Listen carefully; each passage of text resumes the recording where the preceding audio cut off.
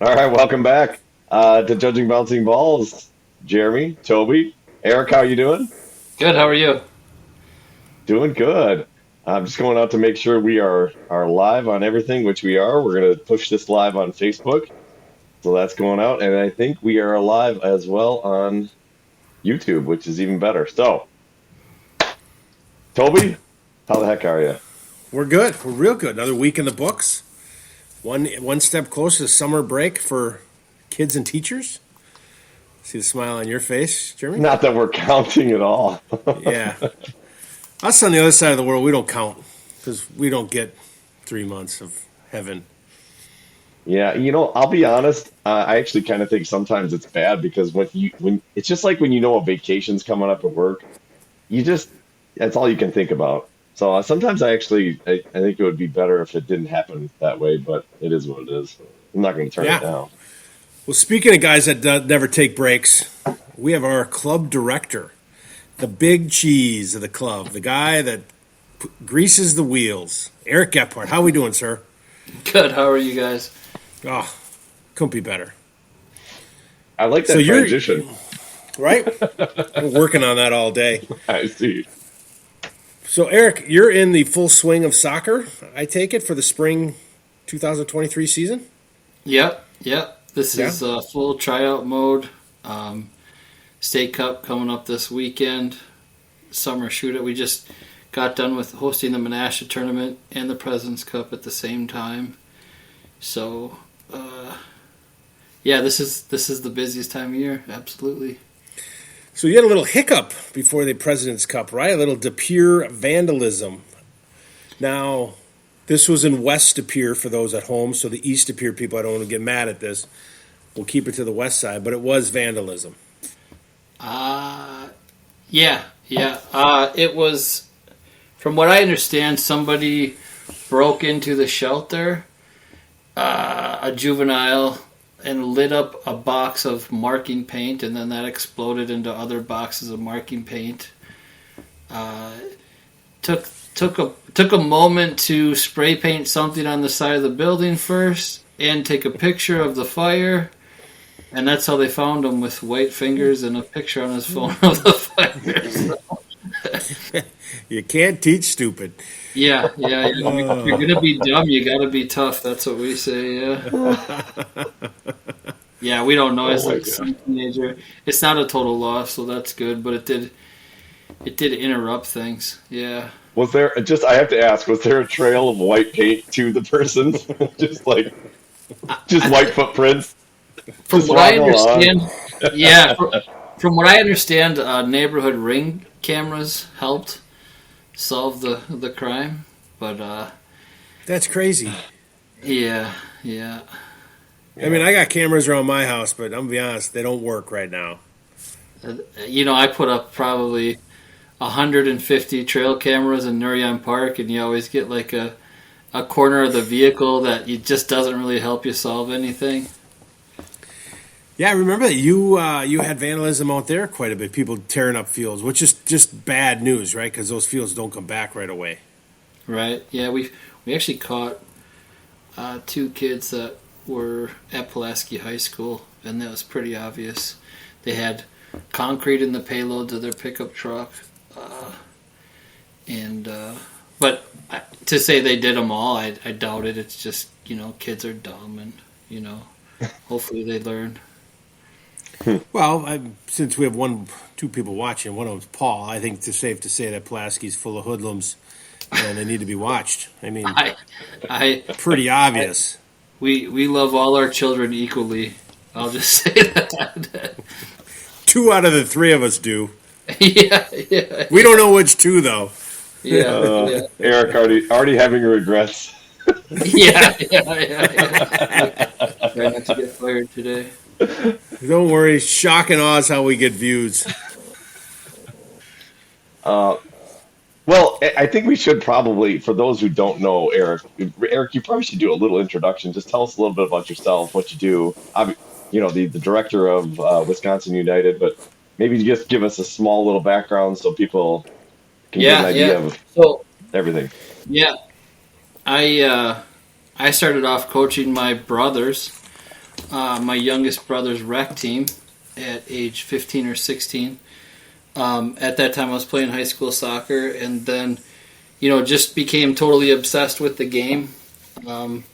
Started getting involved as assisting with high school coaching, and then getting into club, and then never really thought of this as a full-time job or even a paid job. It probably at some point my career suffered because you're just chasing the sport, and then club soccer kind of grew up. The directors of coaching and paid coaches, and there tended to be a lot more camps and training opportunities, and my passion became my livelihood at some point. I'm not sure exactly when. It's all been kind of a blur.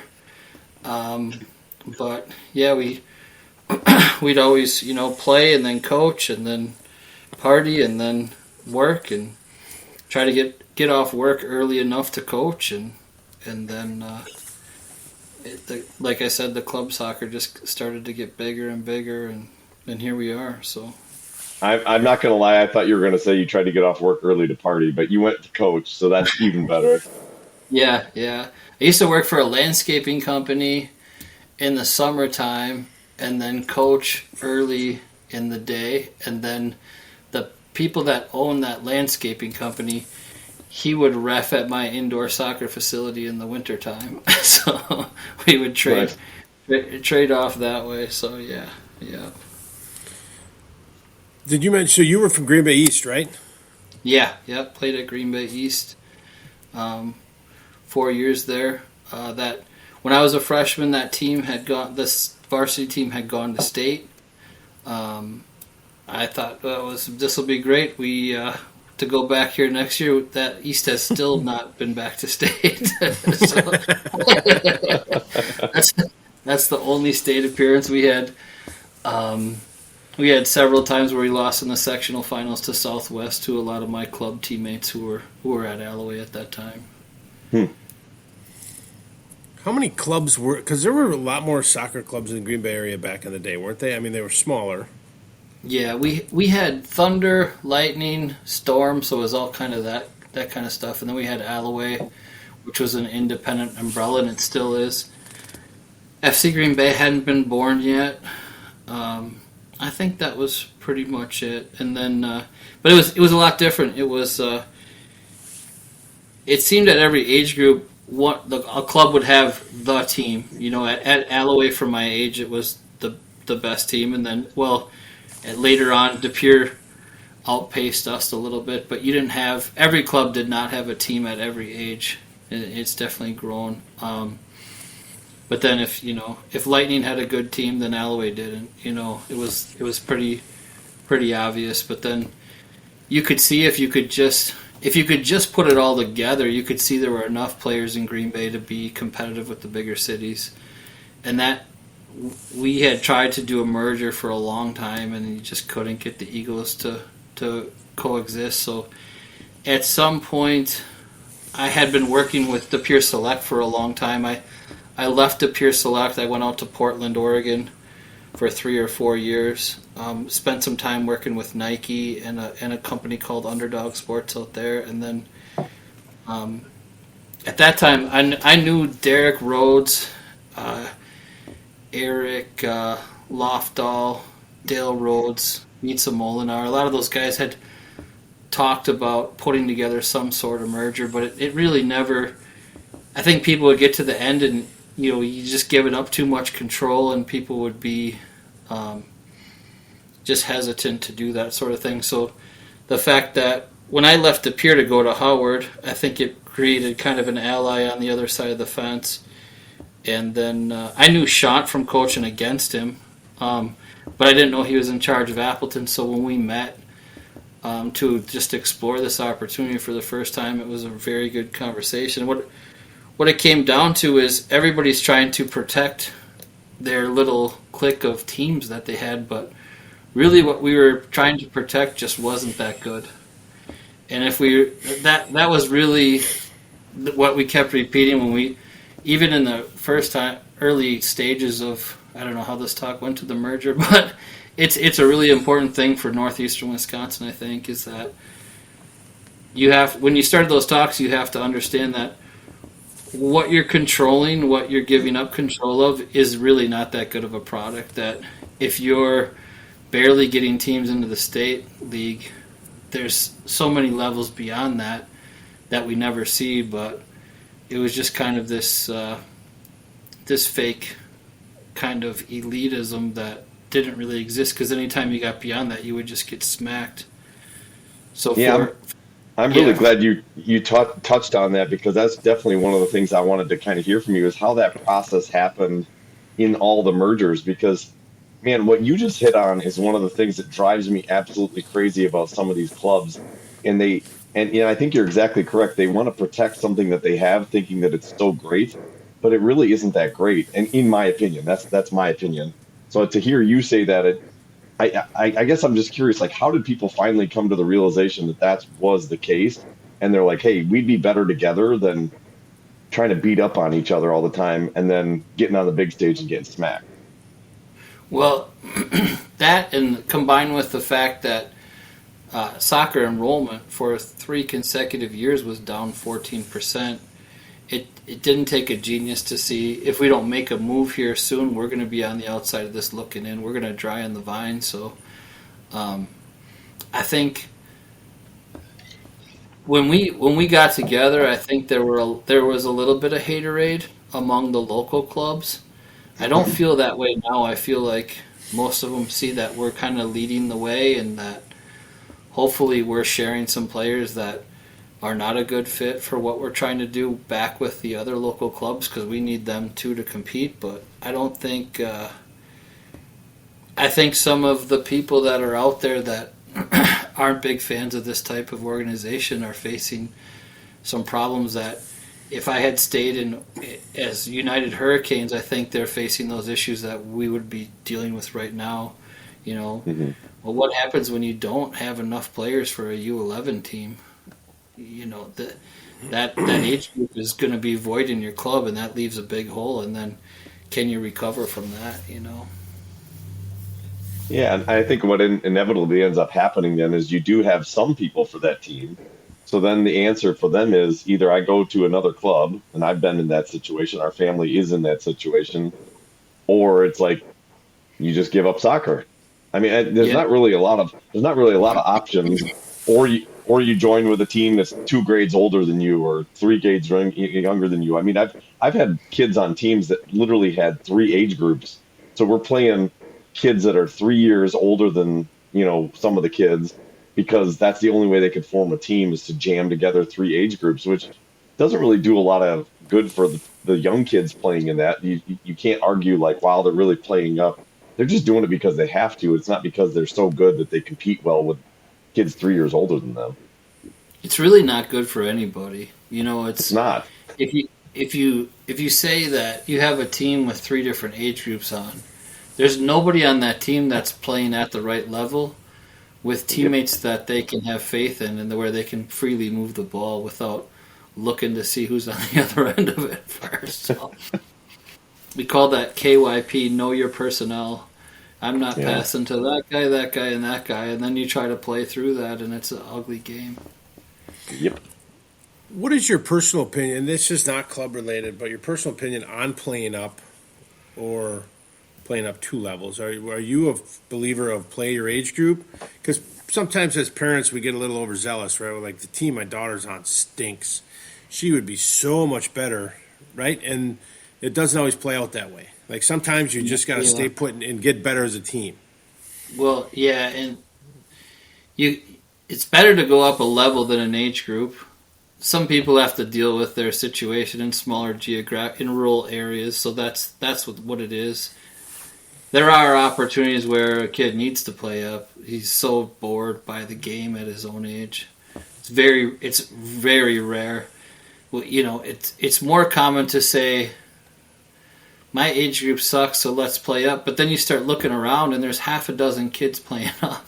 Well, if those kids would return to their age, Right. you would have a pretty good age. You'd have a pretty good team, and I'd rather see them go up a level than up in age. Hmm. Now, when you You say know, up a level, what do you mean up a level? well, if 6 kids that are playing up could go back to their own age and earn a state promotion to regional league, or I see. you know, Yep. get into more competitive tournaments, the speed of play against bodies that are the same size and speed, it's a lot more appealing for development. Yeah. So I thought you were I gonna always say say, something, why would you play up in age to play down a level? That's kind of the question, right? Yeah, Yeah. and everything has its different circumstances. There's people that play up and do well at it, and there's a reason for it. But I question when kids are little and parents right away are like, "Oh, I want them playing up with the 10-year-old instead of the 9-year-old." I'm like, take a breath. It's gonna be Yeah, fine. yeah. We lost a player a couple of years ago, and I won't say names or schools, but she left a very good team in our club to go to a club where she was going to play with people from her school. Well, that team really wasn't very good, and she didn't touch the ball a lot that year. So does that really help? Mm-mm. Have you seen, just because we're talking other teams, have you seen a lot of recruiting from teams from the South, i.e. Milwaukee? I don't know if we get too many girls that move to Madison, but your Waves and your FC Wisconsins and that, you always hear that they talk to parents and they're promising the world.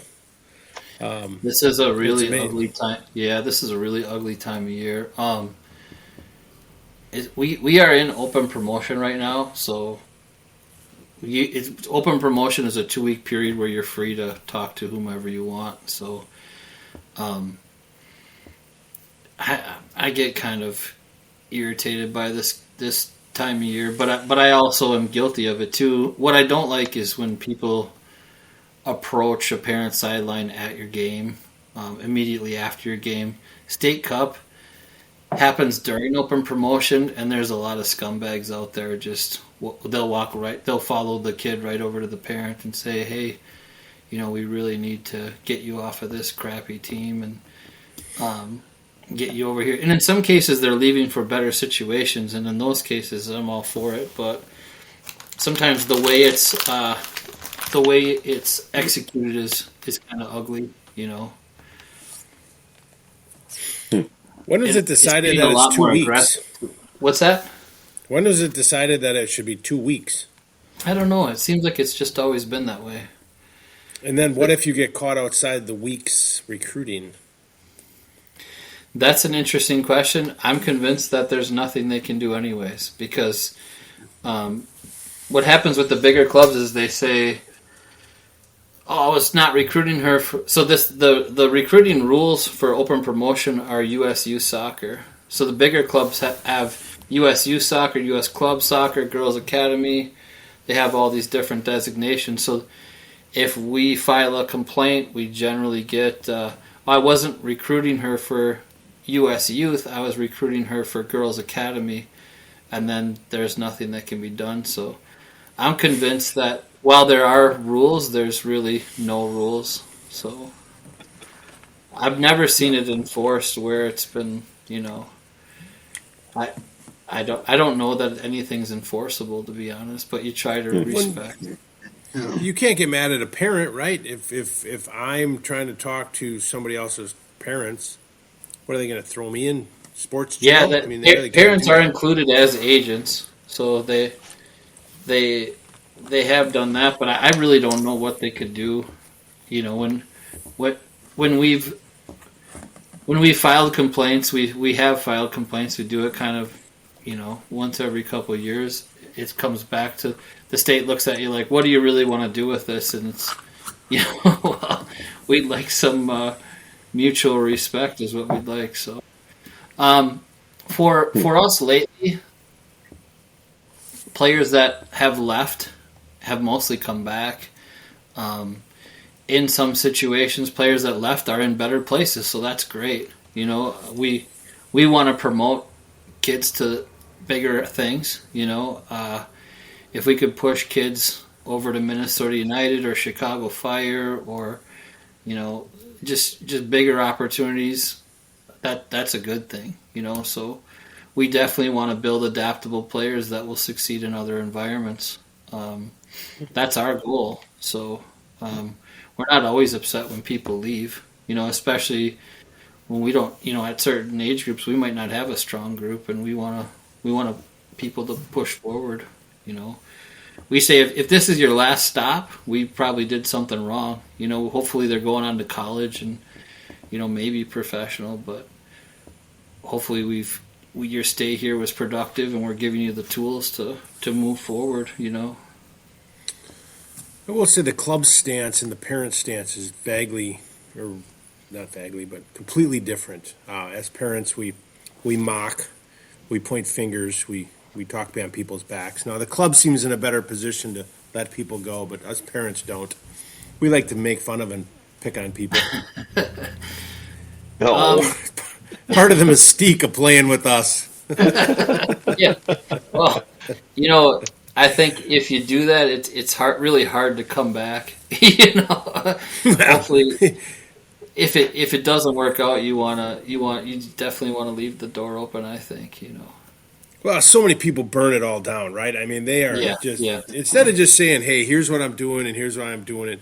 Perfect. Yeah. Nobody's got a problem.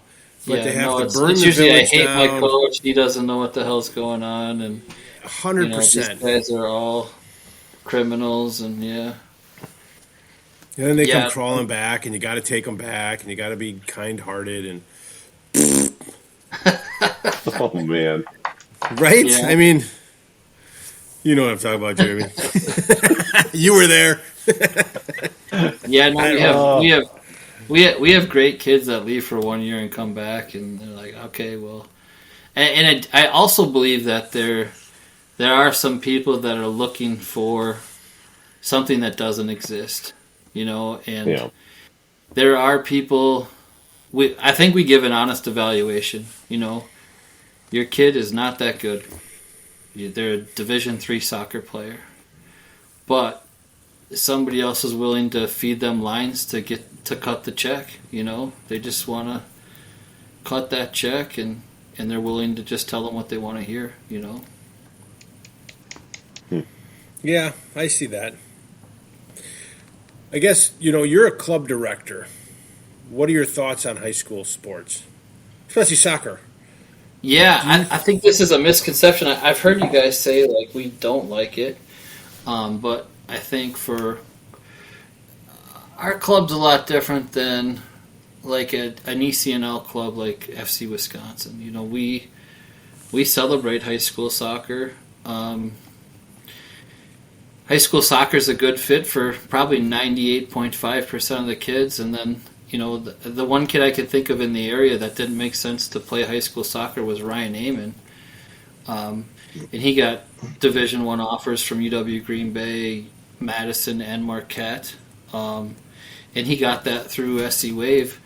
Now, I think Ryan Amon he quit playing high school soccer. I think it was his junior year, and I think that was an appropriate thing to do. Now, there's a half dozen kids around Ryan Amon that also followed that same path that I just don't think it was a realistic opportunity for them, and for them to give up their high school seasons. I think you'd have to ask them what their opinions of it was, but I think they kind of missed out chasing something that probably wasn't going to materialize. The coaches know, you can see it, and the college coaches know too. It's you either have it or you don't, and I would say for Ryan, it was a good decision for him to go on, and Ryan's playing at Marquette right now, and he had some pro academy looks as well. The half dozen kids around him, those were Division III soccer players. Do you really want to give up 2 or 3 years of your high school season? I don't know. So our big thing is and me and Jim, and I can speak for both of us, we're big fans of high school sports. It's just you're starting to see the conversation happen with missing it and playing club, and I think it's a disaster. I think to play in your backyard for your friends and that is a neat thing to do in life, but I'm afraid it's going the other way, especially in club soccer. And I'm not saying our club, because I don't know how long if our club would ever look at spring girls or fall boys, but yeah, I mean, clubs are fully invested.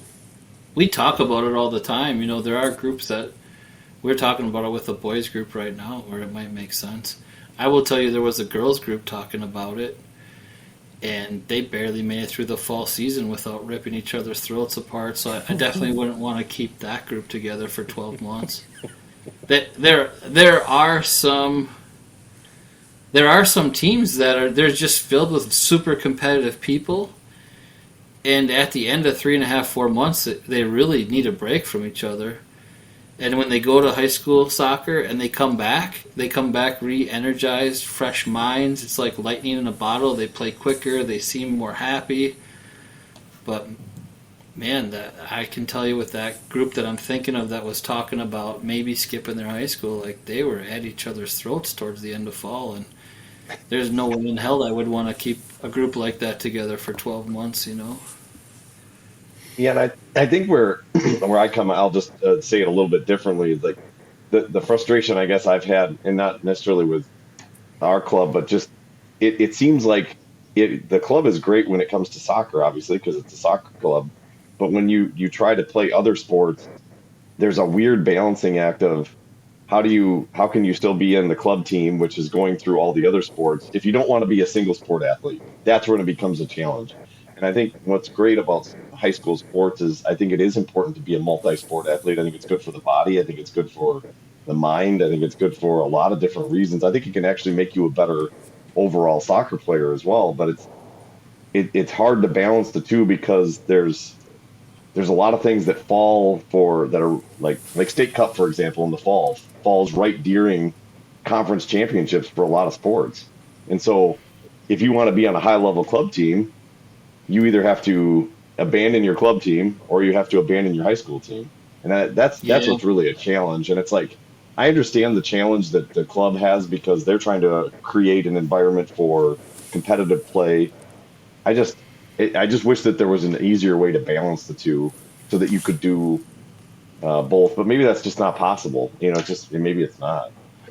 I think there are sports that complement each other between club and high school. For example, the Hurricane team that won their state cup, and then the girls went on and won. There were a lot of Bayport girls that went on and won a state championship in basketball and then also soccer. Basketball movements are very similar to soccer movements. They have explosion. Basketball season starts in late October and is typically over. You hear March Madness, it's typically over in March. It lines up pretty well with soccer. Girls cross. So here's the first rule of being like a 2 or 3 sport athlete, right? It starts with the word athlete.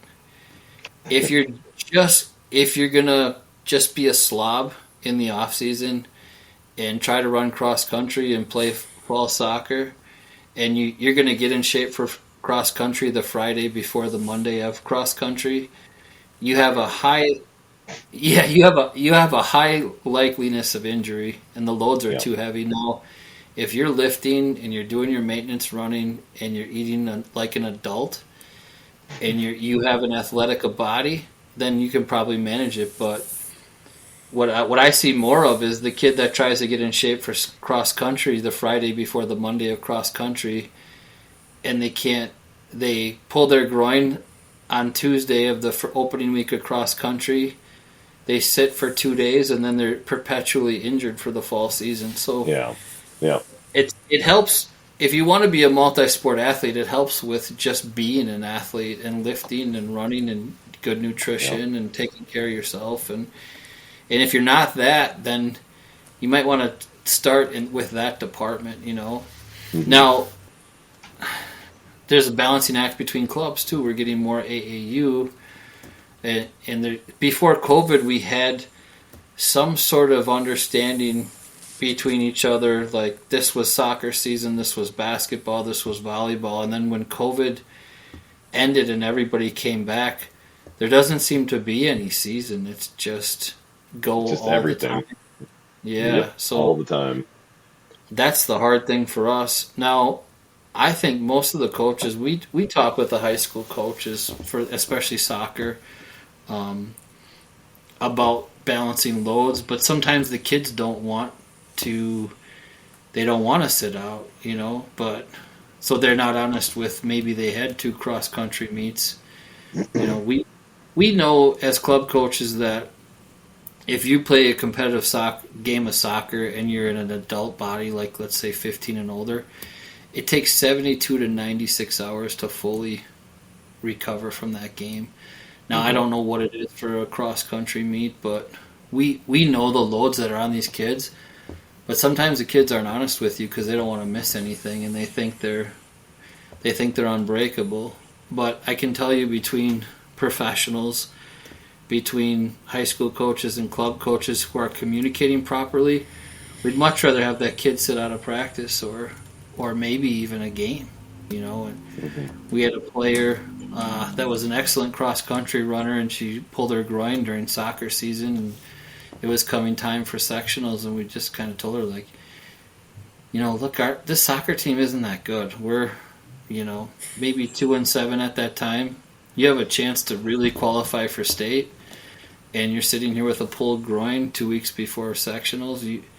You probably need to hang up soccer for the rest of the fall, and we have those types of conversations.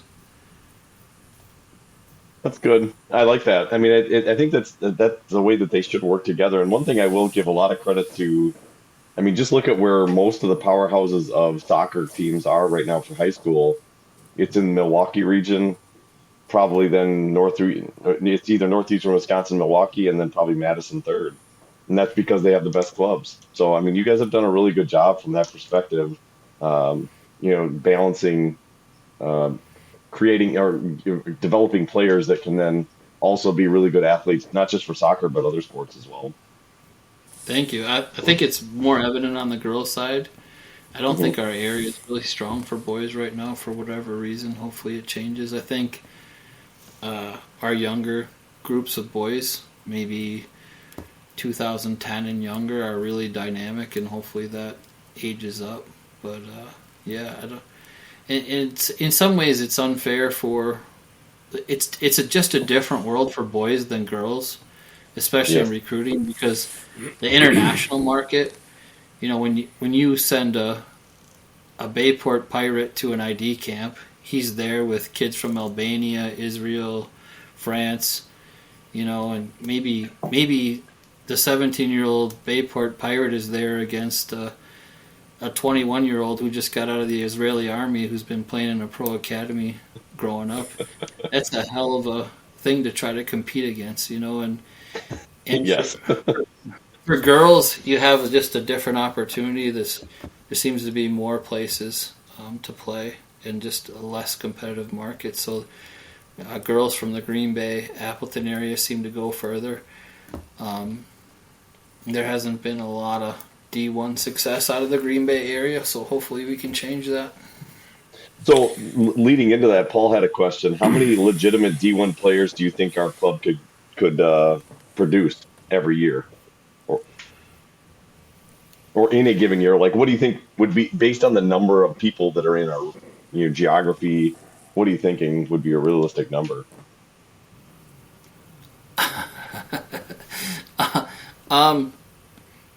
I think the more often you do it, the great. It's like a snowball rolling downhill, right? Because the pipelines get bigger. Yeah. I think we put 2 out this year. I think we definitely have the attention of UW Milwaukee and UW Green Bay. Madison is still kind of not warm for us. I think the longer we do it, the more we're going to get. Right now, I think we could foreseeably see 6 to 7 people out of the 2006 class come away with Division I, Division II opportunities. Wow. I think the 2008 class is probably higher. The 2007 class is probably lower than that. I would say 2 to 4 is going to be maybe play D1, and of course there's outliers. There's people that'll surprise us. Right. There are people that went to D1 or D2 schools. And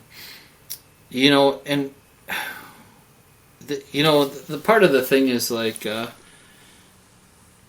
I'm kind of surprised sometimes when I see some kids get a D2 offer, or and what we want to do is provide a kid that's adaptable, that when she gets there, she's gonna have success. what I don't want is to see is us put a bunch of kids out there and then after 1 year they transfer and they're done with it. Yeah. So where are you going to spend your 4 years, and then what happens after those 4 years is also important. We see a high percentage of kids in all sports, not just out of the club, transferring away from the school they chose after 1 year. So we want to make sure we have those talks with those kids and make sure they're going. If we have a kid from a small city that's playing in the club and they're really looking at Marquette, we want them to know that you really need to visit the campus and make sure you're comfortable in that city environment and all those sorts of things. Especially that area of Marquette. You got to be careful over there. Well, I was just throwing that out as an example. Nothing against. Right. I mean, I was an East Side Milwaukee kid. It was like a country club compared to that place. I mean, great school and all. Hey, we got a question. We talked about this like 2 weeks ago. So there was a young lady. I think she was U15 or 16, and she ended up making her pro debut. Like 2 weeks ago. Yeah. And now she's playing against women, right, that are 23, 24. What makes somebody good enough to where somebody's like, wow, we need to have her forfeit all of her college education and come play pro? And high school, too. And high school, right. So I don't know that they forfeit their college now, do they? Because of NIL rules?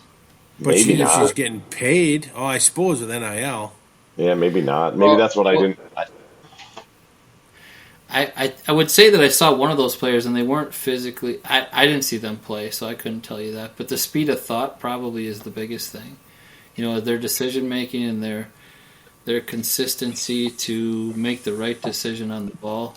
And then they're probably very fast, but I can't imagine they're big enough to really contribute at that area. That was or if you have two girls that are very equal, and one goes D1 and one goes D3, and they both would have wanted to play D1. Is it a position thing for college coaches sometimes? Is it speed? Is it talent? I mean, you've coached at that level. Every coach is different, and there's coaches pick players that I'm shocked by all the time, and sometimes it works out and other times it doesn't. It's about somebody's opinion about how somebody's going to succeed in their environment, For somebody to pick a 15-year-old in professionally, they might just want them in the training for an extra 2 years to develop them how they want to develop them. But I can't tell you, I can't give a blanket statement about what college coaches are looking for. I will say, there's the 10,000-hour rule, and when you evaluate players, you can tell, okay, this player is like 2,500 hours behind this player because they can't hit a volley or they can't receive a ball out of the air or their first touch is 10 yards off of them, or every time they pass it, they yell, "My bad," and they're kind of struggling that way. So, I can't tell you how much that resonates. a lot of time that work on the ball shows up, and I think that everybody's looking for something different. But when you're looking at a Division I player, you can tell, and it's not an extra 100 hours of training with the local trainer ain't going to help you. It's going to be time on the ball by yourself, playing with your friends, getting to competitive events, that sort of thing. I've seen that the young lady from Kimberly, that Senna Haynes, on her 06, I think, or 05? Yep. 06. She is phenomenal. Yeah. She plays for a team in the Valley, Kimberly, which took a loss the other night. Oh, man, that was terrible. But let's not worry about that. I just wanted to get that out there. They did have a loss, a bad loss, but let's not worry about it. But I didn't know about that. But go ahead. Yeah. Oh no, we'll talk about it. We tearing down the sculpture. But she is to me a player that is head and shoulders above most. Yeah. I coached. I had a 1 year I had Senna for 1 year when she was 9 years old, and you could tell she was special. Like we had a lot of girls that age that was a really special group, but she could do things. Her balance is... So are you taking credit for this? Are you taking No. I think that's what I heard. That's what I heard. Not at all, not at all. What the point I'm trying to make is like she had those intangibles at an early age, and it was recognizable. The other thing I want to talk about is you're the club director. Have you ever seen a group of dads, not us, but there's a couple of teams, younger girls teams, where you get some dads, just saying some are watching right now, a little overzealous, but they are fantastic. I mean, is that what the club's looking for? More dads to get involved? No comment. Oh, Stay far away from that one. I just read I think it was like a 5-page referee report about a game last night. It's just completely embarrassing. And it's 2 clubs from within our team. Yeah, so. from a parent? No, it was from the referee report. Oh. So it was apparent. There were no issues on the field. The players didn't have problems. The coaches didn't have problems. But the opposing parent sidelines had problems. I think sometimes, and I'm still trying to figure out where this comes from. Maybe the dads weren't good at something, and then they see their pride and joy out there, and they just want to affect the score of the game so bad that they get into it a little bit, and they're trying to influence the referee, or I don't really know where that comes from, but if you guys know, that'd be great. It's that Charlie Barron skit. What's it? I don't right? know.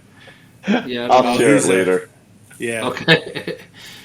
But I think half the problem, you get going, and if you ever, I was at a Bayport lacrosse game weeks ago, and a dad was barking at the coach, and he was just at the coach, nothing to do with the ref for the game, and he got thrown out. And if you ever see that, it's just cringeworthy. Yeah. You're like, that looks so bad, and then but people do it over and over again. I like to think that we stay on the positive side. We like to have fun with the AR. One time I said something to the center judge. I wasn't even paying attention. He asked if I wanted to watch from the parking lot. I kind of gave him the opportunity, but he declined. But otherwise, I don't get why riding at a U9 game, riding the referee who doesn't care, who's making $30 is just go away. Yeah, and we can't afford to do it. We're not going to have referees soon. Which that's a whole different conversation. But you just got to cut them a break. You really do.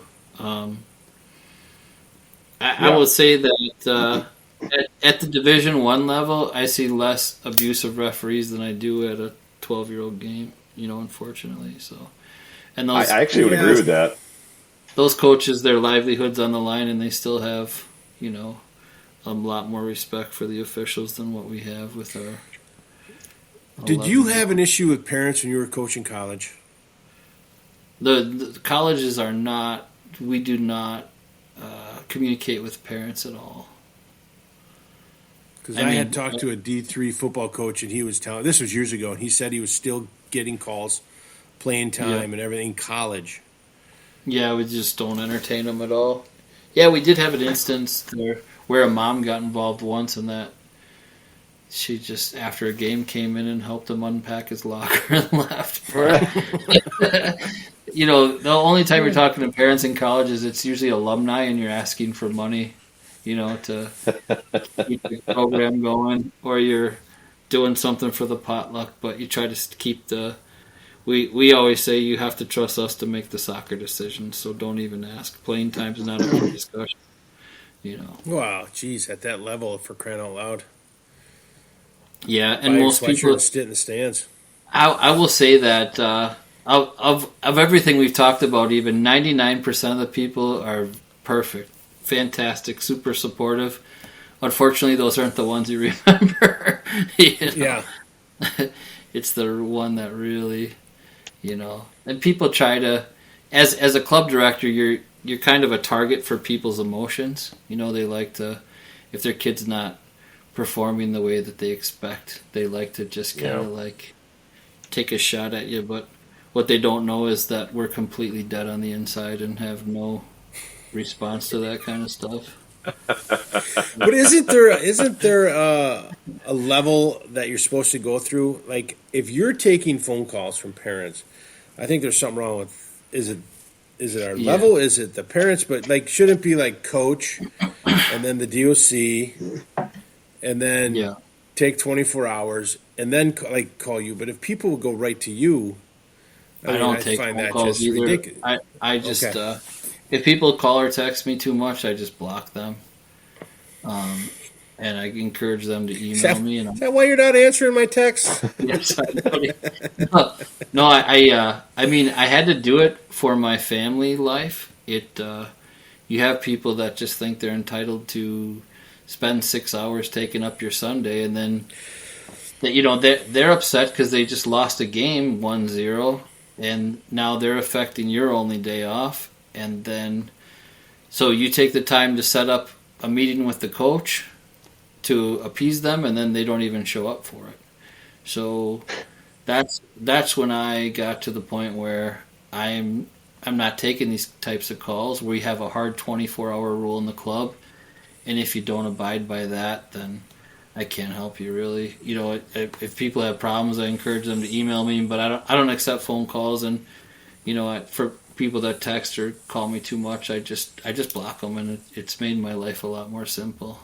So most of the time, people have a problem with their responding to a text message on a Sunday afternoon. First of all, I don't know how a lot of these people got my number, but most of these people that are so worked up on Sunday, by Monday at night they already forgot about it. So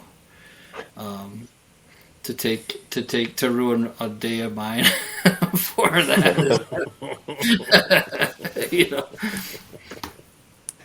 I'll be honest. I still am always amazed by people that call coaches, and especially directors. And so, I've never talked to a coach about anything playing time related. I've never done it. It never even crosses my mind. So I can't even imagine escalating that to the level of a DOC or a club president or a director. I'm like, it's just so bizarre to me. Like, I don't know, it's just weird. I mean, the other side of it is like, I get paid to be involved in the game that I love since a child, and I have a blast with the people that I work with, and I feel really fortunate to do what I do. So I enjoy everything so much, and I think, like I said, 99.5% of the people I come in contact with, I deeply love and care about that are in the club, and I like being there for people, but it's the cheap ones when people, especially this time of year, they're on their way out the door. They want to just kick you in the ass one time on the way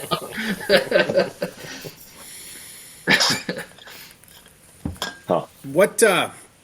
Where's the club going? You guys have done such a great job with the merger, and now we have a full indoor facility. We have fields in 3 different locations. We're working to better it, but where do you see our club in the next 5 to 10 years on growth? Oh man, how long is this?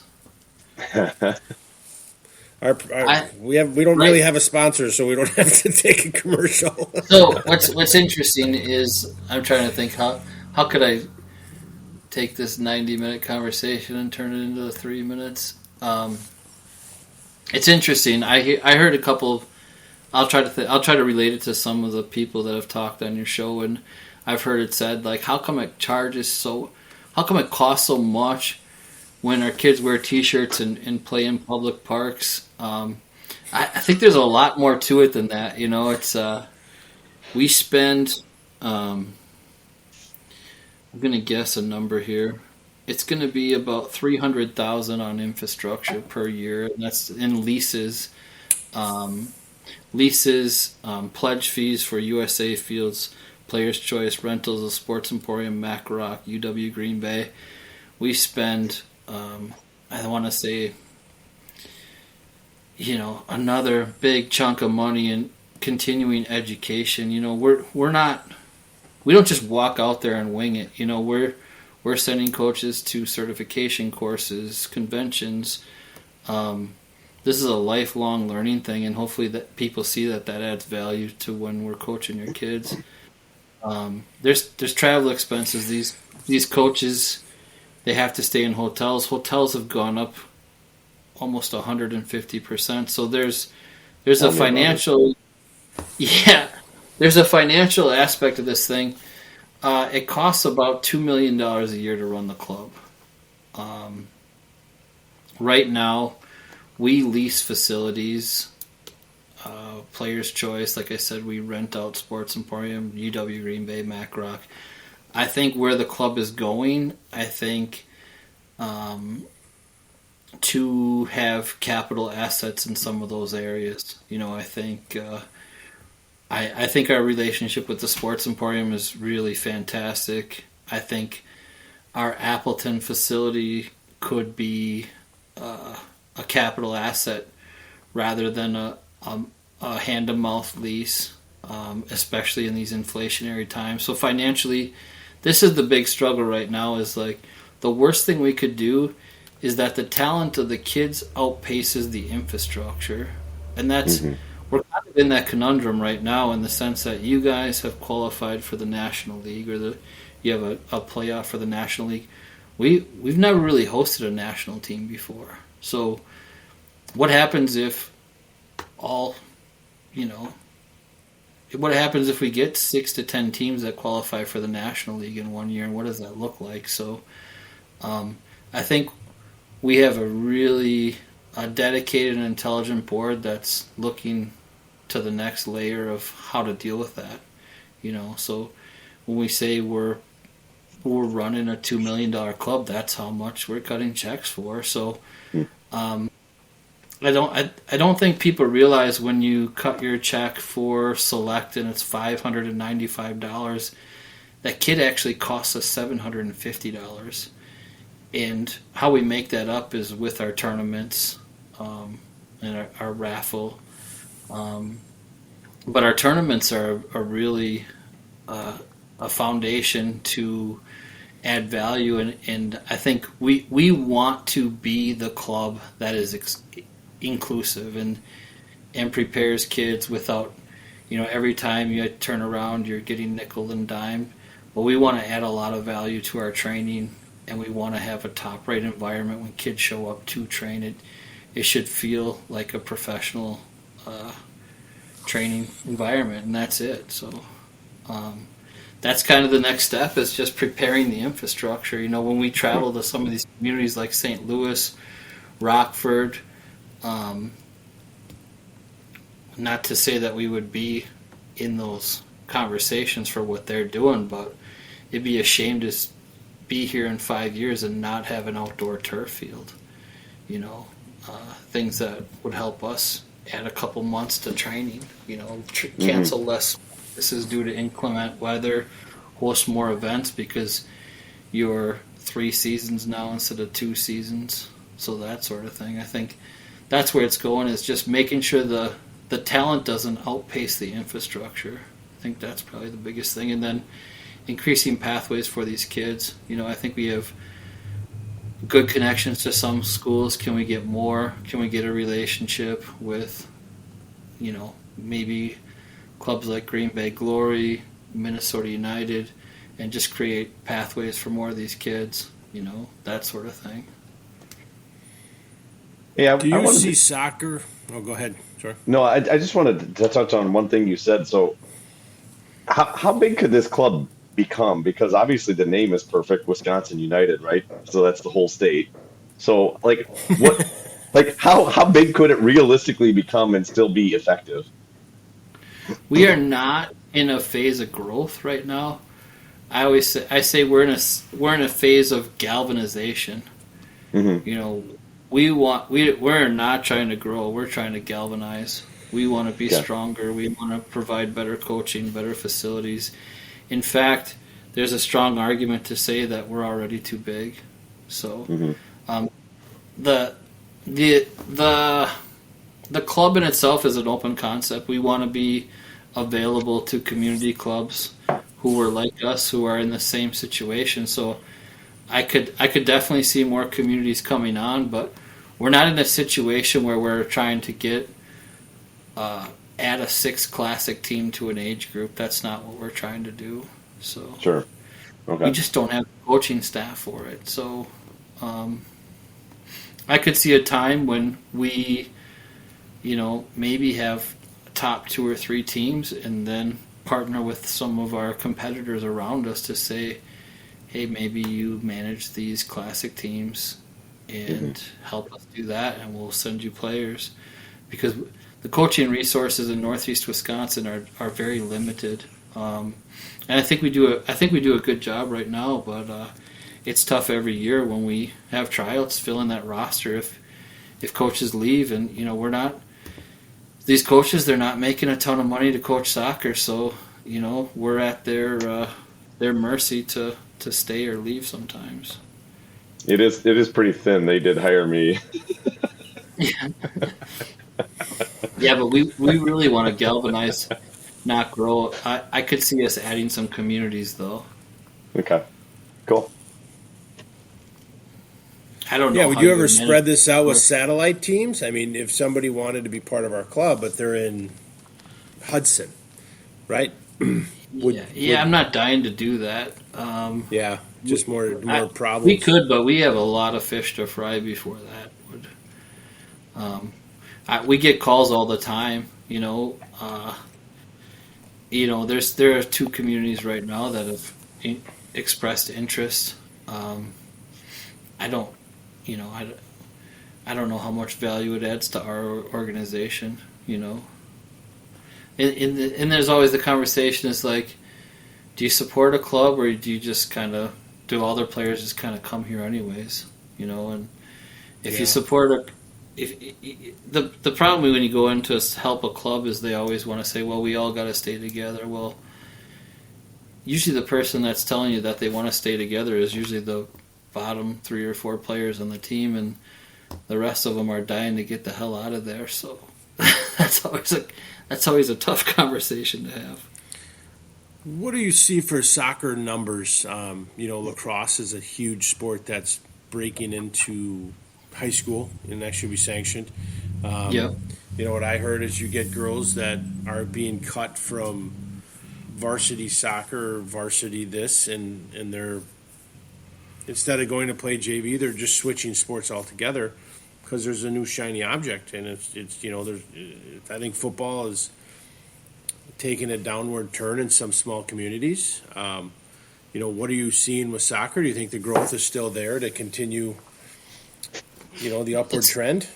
Yes, I haven't looked at the national numbers. I suspect with the Women's World Cup coming up, we're going to have another boom in soccer numbers. Boys are ahead of girls right now for us, which is different. For at the younger ages, we have more boys than girls. I like I said, I'm not too worried about lacrosse. If the better soccer players are going to play soccer, and if you're not making that varsity level and you want to try something new, I think you should probably do it. I don't. We're definitely, we have age groups where we have 90 to 100 kids coming to tryouts. We don't necessarily need to glom on to all those kids if that's not what they enjoy to do.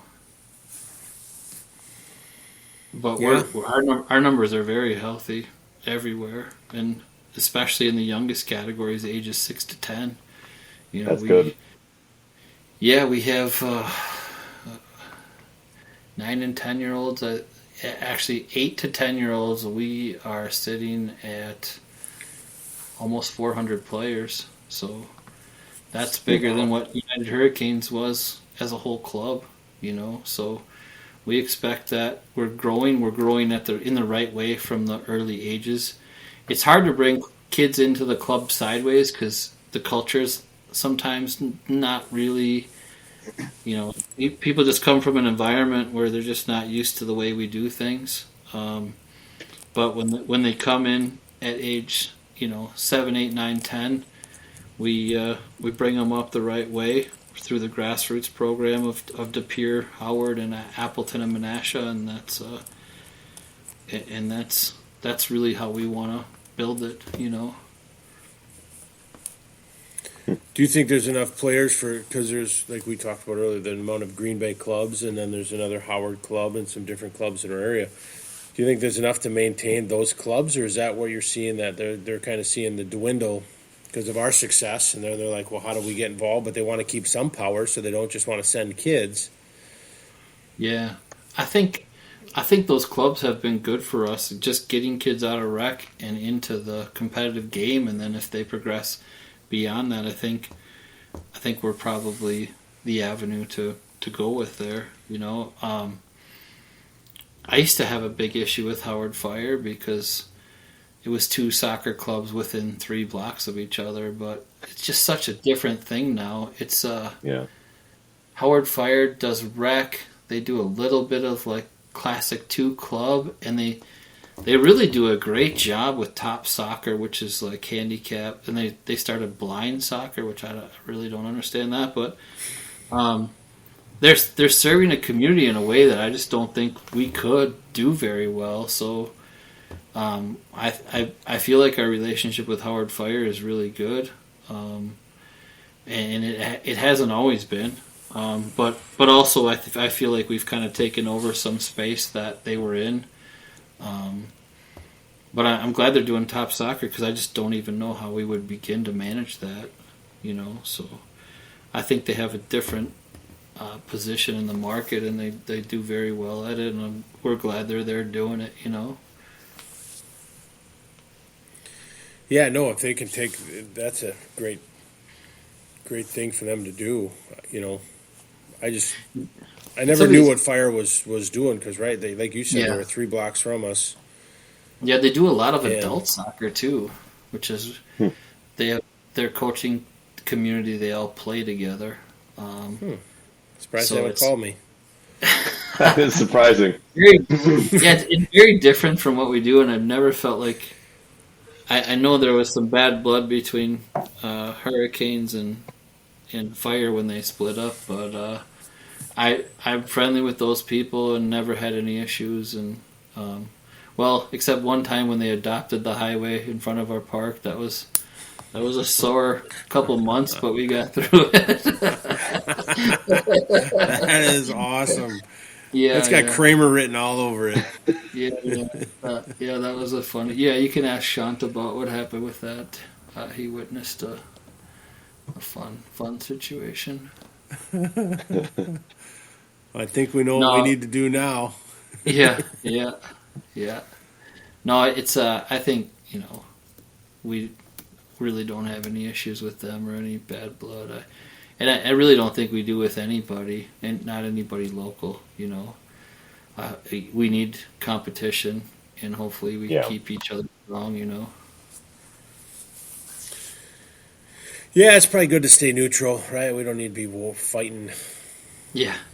everybody. Yeah, exactly. Kind of boring, but Well, so Madison 56ers has a structure where you come out and try to out for 56ers, and if you don't make 56ers, you go back to your neighborhood club around the Madison area youth soccer association, and that is very appealing to me. I don't know how appealing that is to local clubs, but I could see a time when the district cooperates to put together a top team, and then if you don't make that team, you kind of go back to the member club where you started, and I would be really in favor of that. I think a lot of people would. yeah, but doesn't a soccer club? I mean, our soccer club, like you said, it's got a large number to it. There's a large price tag to run our club with the indoor and everything. So you kind of need every aspect. You got a lot of mouths to feed. So if you just ran high level soccer, and I'm sure clubs do it, but it'd get very expensive. Well, let me be clear. It takes all levels to run an elite club. You definitely need pathways for players from Classic on up, but I think cooperation in the district would be really good if people shared ideas and stuff. So Joe just jumped in too. He said Elmbrook got a new turf. Yeah. Yeah, it looks nice. Thanks, Not Joe. that nice. I mean, it's okay. It's probably second rate. They got it online. I got it on sale. But Yeah, yeah, I think that would help us. I mean, I do. yeah. And I think Yeah. and I know the club has talked about it, and it's. Yeah, we have a The meeting problem is, Friday with it's a process to everything. We have a meeting Friday, with an organization to kind of help do that, and I think that there's kind of a turnover in our board right now that will identify what our strategic goals are, what our priorities are. I think that's the first thing is it's operating across 4 campuses. You want to keep everybody happy, but you also have to stay moving forward. So you have to spend money a little bit in each place, and that's always important. But I think when we come out with our strategic plan and it's unified and we spell it out how we're going to do it, I think people will see in the long term everybody will benefit from it. Yeah. The common thing that each community has is every community has a wonderful park to start with. Nurion and Howard, Southwest Park in De Pere has hosted regionals along in cooperation with USA and Appleton, and the Menasha Area Sports Complex it's a great park, and we just hosted a tournament there this weekend. So, Yeah. those 4 facilities are awesome, and Menasha's big issue right now is we just got to get kids playing soccer, and the school system has been very cooperative, so hopefully we can get that thing going down there. Good. Hey, when you add Stevens Point in, I'll be your representative. You can have me in charge of that over here. Yeah, yeah, yeah. This Stevens Point's been discussed by people from Stevens Point and people outside of Stevens Point. That's just hard to. There's a lot of conversations there about it's not a super big metropolitan area. Yeah, it's a tough really because of need the geography. Yeah, you really need everybody, and Yeah. that's like Stevens Point kids need Wausau kids, just like Amen. Appleton kids need Green Bay kids.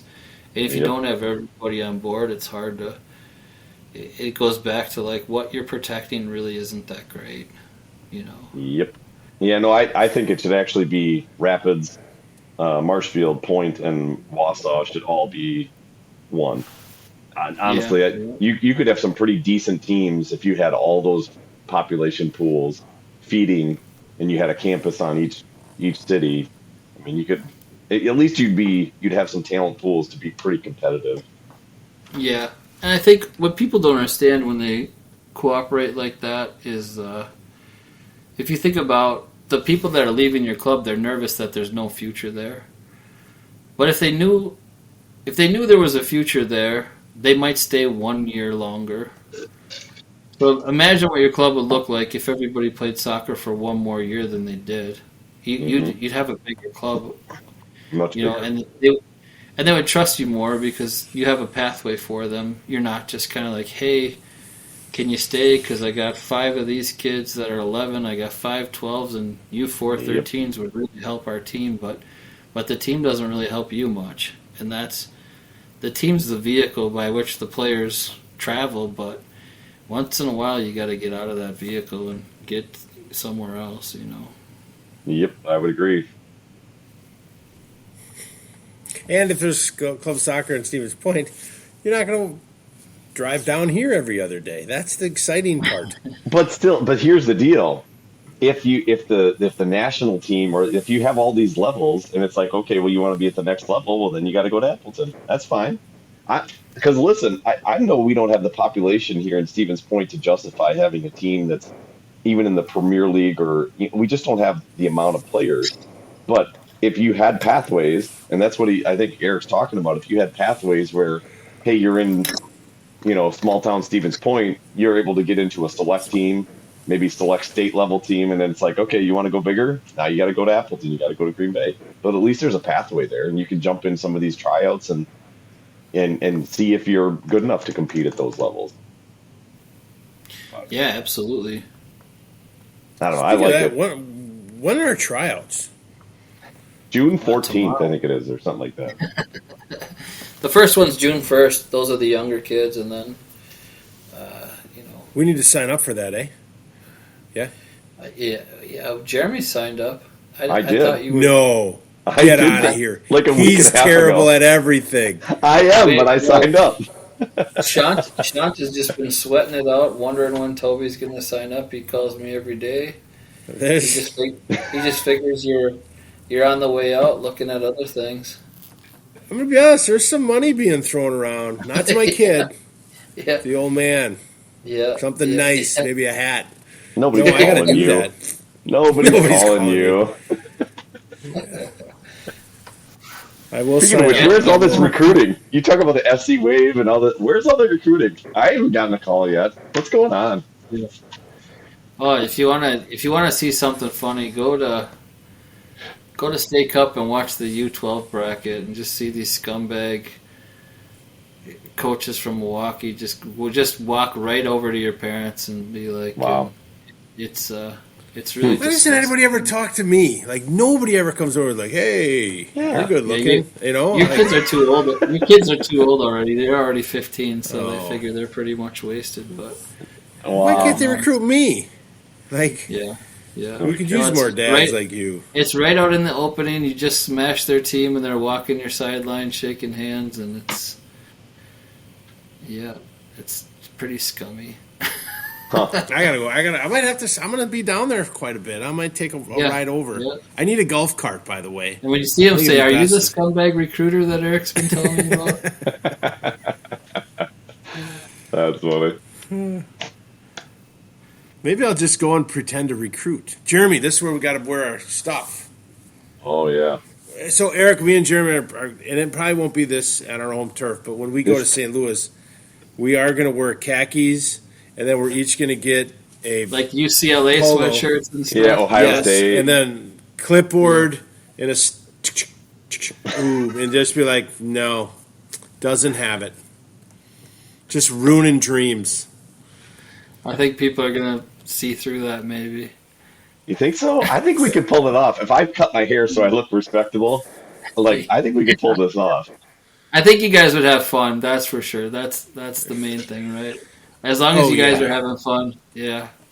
It's all fun and Yeah. games till somebody pulls a gun on us. Until somebody figures it out. And then it's not as fun anymore. Who hasn't had a gun pulled on him? Right, Marquette? Okay, sorry. Oh, boy. Well, excellent. God, ran over again. It's been a pleasure, Eric. Thank you for coming on. Wow. Yeah, that was a long one. Yeah, thanks for having me. Anytime. No, we Thanks, really guys. do appreciate Yeah. it. Thank you. Yeah, and I just figure it takes 10,000 hours to make a professional, right? So you guys are on 27 hours, so I just figured nobody's listening. So Well, if you throw in the... appreciate that, by the way. That's super kind. No, I really enjoy listening to you guys on the dog walks and stuff, and I think that some of the episodes of that, I remember listening to John Mino almost every day, and then some of He those was were good. really great. I like Jake's episode was great. Jake, Everybody likes Jake's. Yeah, what's not to love? He's kind of a celebrity. Yeah. I like that. we he's actually- like a self-appointed Um, referee, even for family board games. It's in the blood, you know. Well, he's more honest than anybody I know. Yeah.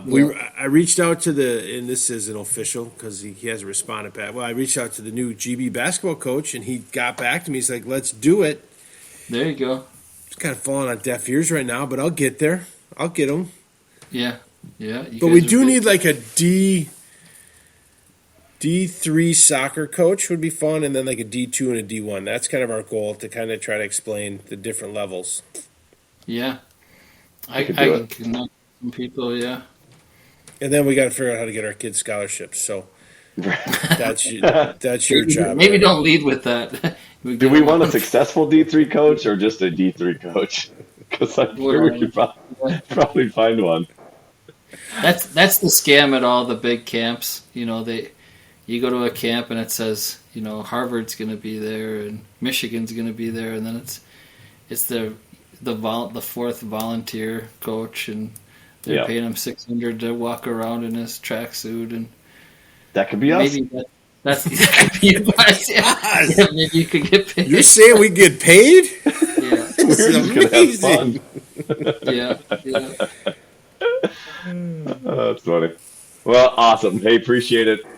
And Yeah, have a always, good night. stay in touch and feel free to jump on in the comments if you ever want to and harass us. So, Okay, sounds great. Oh, one Thanks for question. letting me- We do Yeah. have one question here. Yeah. It was brought up by my partner here that his daughter's team is struggling. The goalie is coming out of the box. oh Yeah. yeah. You got to explain it, Jeremy, because we got to get an answer here. Well, but here's what's happening. Like when the goalie comes out of the box and she's making contact with the ball, but then also making contact with the player that's advancing. And so it's like this bam bam play of attack ball, hit player, and then she gets not a card, but she gets a PK. And we've had that happen 3 times. But the first time it happened, I was like, okay, I don't normally see this. I've never seen it before, but it's a discretionary call. And then it happened again and again, and I'm like, is there something I'm missing? Like, no, to be fair, we do have an aggressive goalie. She attacks the ball pretty hard. Like, she's a good goalie. Like, legitimately, we're not a great team. She's a really good goalie. But I just am really surprised that she keeps getting PKs. I don't know if it's just because they're bang bang plays or what, but it's just kind of odd to me that 3 PKs against our goalie. Yeah, I heard the guys talking about that the other night, and all I can say is that referees are an endangered species right now. It's got to be like the sun and the wind. It's part of the game that you can't control. True. It is a judgment call, so I didn't see that specific play. But if it happened, you got the ball, then the player, then it's a judgment call. And I don't know who the ref is, but I will tell you that high school refs take an online course and then they ref. Yeah. And if some of them, if they may have not played, but also if you don't have them, you're not having your game. So I can tell you the calls have been getting suspect, but we teach the kids that you have to overcome that. You shouldn't let the game come down to 1 goal. And if you're upset about a call that affected a game, then we didn't do our job to overcome that. Yeah, and to be fair, they wouldn't have mattered. I think we'd have still lost. It's not like I'm saying it, and we didn't even get mad at the refs. Really, we just were kind of like on the sidelines, kind of just dismayed, like what is going on? Yeah. So What I've seen is a lot of refs do not understand offsides. And I see the 12-year-old boys I'm coaching now. A lot of goals get taken away that shouldn't because they bursted past the last defender, even dribbling, and then they get called offsides because the AR, it might be their first game, and they're terrified, and then the flag goes up, and they know they might not, they probably shouldn't have raised it, but now they're going to see it through. There's a we're trying to support the referees as much as we can right now and teach the kids that, there's going to be calls that you can't control and you got to work through that. Yeah, that's for sure. Jeremy, I talked to a ref this weekend down at the President's Cup, and he questioned, did the goalie have her cleats first? No, that was not. Okay. It was like a dive out for the ball type thing, and that's what I guess I'm so confused because she hits the ball, hits the player flies over her. So it's a big collision, and I think that's part of it too. It's like you see the collision, you're like, but my understanding was if you hit ball, it's like you're kind of protected from that perspective. I'm not saying they have to call a foul on the other girl either. It's just one of those bang bang, like, hey, we had a physical play and we move on. But yeah, and if you haven't played and you see a goalie versus a striker collision, it's a very dramatic event. And oh, for sure, like girls flip. You probably just panic and blow the whistle. So, anyways, it's all good. It's one of those things. I'm like, yeah, awesome. Yeah. Hey, appreciate it. Yep. Thank you. Hang guys. on. Don't hang up right away. We're gonna end this and then let it upload and we'll go from there. Okay. Thank you. Yeah.